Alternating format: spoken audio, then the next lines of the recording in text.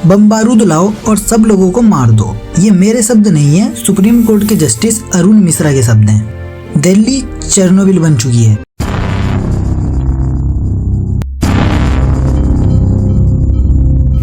हर साल 12,000 लोग मर रहे हैं और अगर तुम दिल्ली में रहते हो तो तुम खुद ही अपनी जान के साथ खेल रहे हो। दिल्ली अब दिल वालों की नहीं, पॉल्यूशन वालों की बन चुकी है और ऐसी हालत में भी हमारे पास शायद सही जानकारी भी नहीं पहुंच रही है। इंटरनेशनल डाटा बता रहा है कि दिल्ली का AQI 1600 है और सेंट्रल पोल्यूशन कंट्रोल बोर्ड यानी CPC भी बोल रहा है कि दिल्ली का AQI 500 है। लेकिन सच क्या है, चलो पता करते हैं। जब मैंने रिसर्च करना स्टार्ट करा तब मैंने दैनिक जागरण का आर्टिकल देखा जहां पर बोला गया था कि CPC भी 500 से ज़्यादा का आंकड़ा दिखाना ही नहीं चाहती। निजी एजेंसी ने AQI 1000 से ऊपर ही बताया था, लेकिन CPC भी 500 से ऊपर बढ़ ही नहीं रहा है। ऐसा तो नहीं हो सकता कि सारी एजेंसी गलत हो। CPCB के हिसाब से 18 नवंबर मंडे को दिल्ली का AQI 494 था और दिल्ली के बाकी इलाकों का भी AQI 400 से 500 के बीच ही था। लेकिन बाकी कंपनी ने जहांगीरपुरी का AQI 844 बताया और 3 बजे नई दिल्ली का AQI 970 बताया और एक ऐप ने मुंडाका का AQI 1200 दिखाया। CPCB का कहना है क्योंकि 450 को गंभीर सिचुएशन मान के ही सारे कदम उठाए जाते हैं तो उससे ऊपर देखने की जरूरत ही नहीं है। और सबसे अजीब बात यह है कि सभी ऐप्स CPCB, DPCC और US एम्बेसी से ही डाटा ले रहे हैं, लेकिन फिर भी सबके नंबर इतने अलग अलग हैं। CPCB के एक अधिकारी ने बताया कि विदेशी कंपनी के सारे ऐप अमेरिका के फॉर्मूला में चलते हैं और भारत का फॉर्मूला अलग है। उन्होंने बताया कि दोनों के स्वच्छ एयर क्वालिटी स्टैंडर्ड भी अलग अलग हैं। अधिकारी ने यह भी बताया कि अगर अमेरिका में PM 2.5 का लेवल 800 माइक्रोग्राम पर क्यूबिक मीटर होता है तो वहाँ का AQI ऑलमोस्ट 2 गुना होता है, लेकिन भारत में सेम सिचुएशन पर ज़्यादा से ज़्यादा ये नंबर 850 का होगा। दैनिक जागरण के आर्टिकल में ये भी बताया गया था कि CPCB अपने AQI मापने के तरीके का प्रेजेंटेशन देगा सुप्रीम कोर्ट को। दिल्ली की हालत देख के लग तो नहीं रहा कि AQI 500 होगा, लेकिन चलो फिर भी हम मान लेते हैं कि AQI 500 ही था। लेकिन 500 AQI भी मजाक नहीं है भाई। अगर यही सिचुएशन US, UK, जर्मनी जैसे देश में होता ना तो अब तक नेशनल हेल्थ इमरजेंसी डिक्लेयर कर दी जाती। वहाँ के लोगों को उस जगह से निकालना शुरू कर दिया जाता। देश का सबसे बड़ा टॉपिक बन चुका होता ये। लेकिन इंडिया में हॉट टॉपिक क्या है? संभल मस्जिद और अजमेर दरगाह। इन मामलों में इतने जल्दी काम होता है कि सुबह ऑर्डर पास होते हैं और शाम तक सर्वे स्टार्ट भी हो जाता है, लेकिन पॉल्यूशन पीक पर है, उसका किसी को घंटा फर्क नहीं पड़ता। अब पॉल्यूशन किसी के फेफड़े खराब करने से पहले ये नहीं देखेगा कि ये हिंदू है या मुसलमान या कोई और धर्म का इंसान है, वो तो बराबर काम करेगा।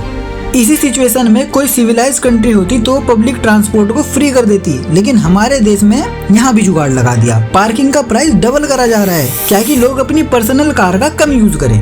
जब भी सर्दी आती है दिल्ली गैस चैम्बर बन जाती है। हालत इतनी खराब है कि सुप्रीम कोर्ट के जस्टिस अरुण मिश्रा ने ये तक कह दिया कि लोगों को इस गैस चैम्बर में रखने से अच्छा है गोला बारूद लेके सबको एक ही बारी में मार दो।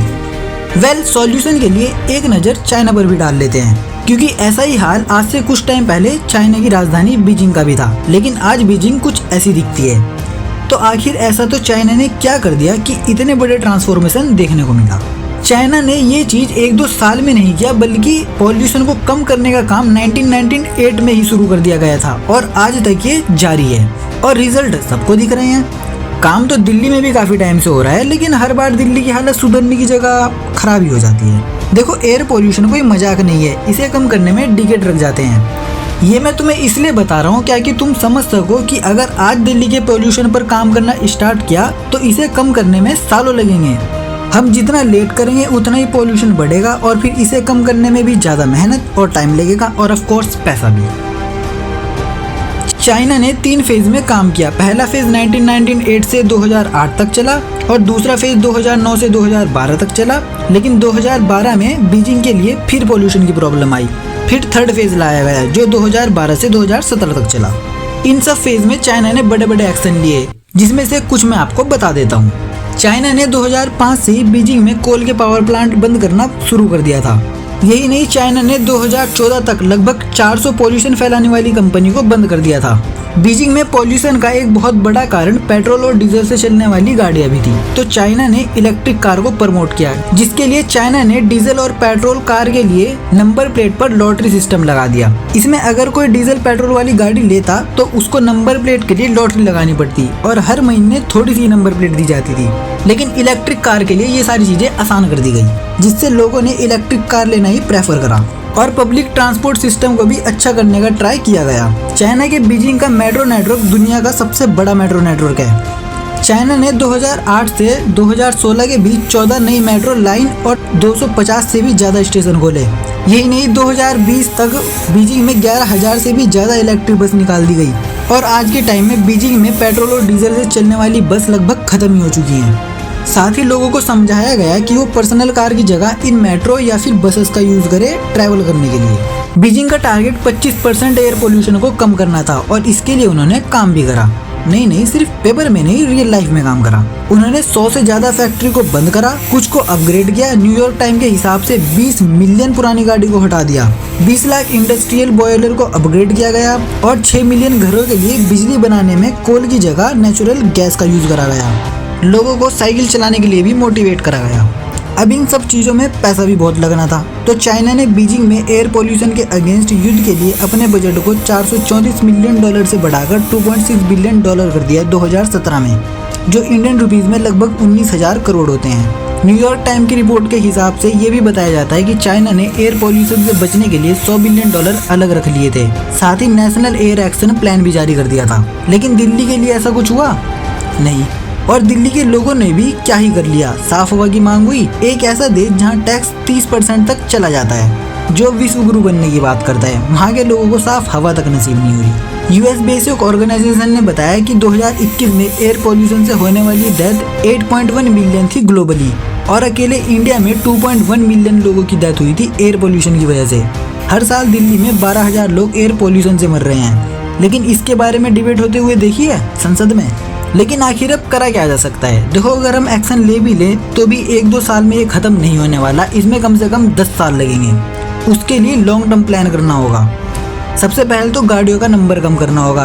दिल्ली में 1.2 करोड़ कार्स हैं, जिनमें से लगभग 36 लाख प्राइवेट हैं, और दिल्ली की गाड़ियां 50% से भी ज्यादा कंट्रीब्यूट करती हैं वहां के टोटल पोल्यूशन पर। हालांकि बीते कुछ सालों में कई सारी पुरानी गाड़ी की रजिस्ट्री खत्म कर दी गई है और बहुत सी गाड़ी को स्क्रैप भी किया गया था जो खराब हालत में थी। लेकिन क्या इससे ये प्रॉब्लम खत्म हो जाएगी? नहीं, हमें पेट्रोल डीजल की जगह इलेक्ट्रिक कार की तरफ शिफ्ट करना पड़ेगा। इसके लिए गवर्नमेंट को कुछ भी करके लोगों को इलेक्ट्रिक कार की तरफ शिफ्ट करने के लिए मोटिवेट करना होगा। इनके प्राइस कम करके या इलेक्ट्रिक कार में छूट देंगे। पब्लिक ट्रांसपोर्ट अच्छा करना होगा, जिससे लोग पब्लिक ट्रांसपोर्ट का यूज करना प्रेफर करें। अभी के टाइम में दिल्ली में 7,683 बस हैं, जिनमें से 970 बस इलेक्ट्रिक है और 5,713 सीएनजी। ऐसा तो नहीं है कि सीएनजी से बिल्कुल पॉल्यूशन नहीं होता, लेकिन पेट्रोल डीजल के मुकाबले काफी कम होता है। लेकिन सिर्फ इलेक्ट्रिक कार भी सॉल्यूशन नहीं है, क्योंकि इलेक्ट्रिक कार इलेक्ट्रिसिटी से चार्ज होगी, जिससे इलेक्ट्रिसिटी की डिमांड बढ़ेगी, और भारत में 70% इलेक्ट्रिसिटी कोल से बनाई जाती है। तो ज्यादा इलेक्ट्रिसिटी बनाने के लिए ज्यादा कोल जलेगा और पॉल्यूशन भी ज्यादा होगा। तो इसलिए हमें पहले इलेक्ट्रिसिटी के लिए कोल पर निर्भरता को कम करना पड़ेगा। और चाइना की तरह जो कंपनी ज्यादा पॉल्यूशन करती है, उन्हें दिल्ली से कहीं दूर शिफ्ट करना होगा। लेकिन हमारी गाड़ी पराली में आके अटक जाती है। आज तक की एक आर्टिकल में बताया गया था कि दिल्ली के पॉल्यूशन में पराली बर्निंग का कंट्रीब्यूशन सिर्फ 2% है, लेकिन सबसे ज्यादा बात उसी की होती है। बस ब्लेम गेम चलता रहता है और बीच में जनता पिसती रहती है। लेकिन कर भी जा सकते हैं, इन्हें चुनती भी जनता ही है। असल में इंडिया के अंदर ये सारी चीजें मुद्दे बनते ही नहीं है।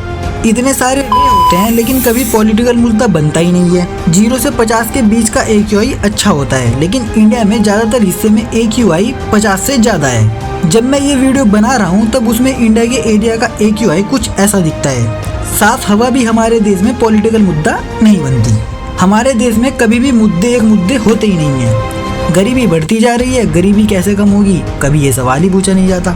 145 करोड़ की आबादी वाले देश में 80 करोड़ लोगों को फ्री राशन दिया जा रहा है। ऐसे बनोगे क्या विश्व गुरु?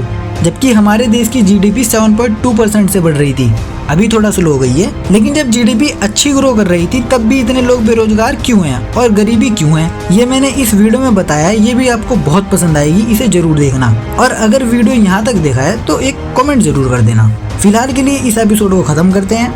Thanks for watching.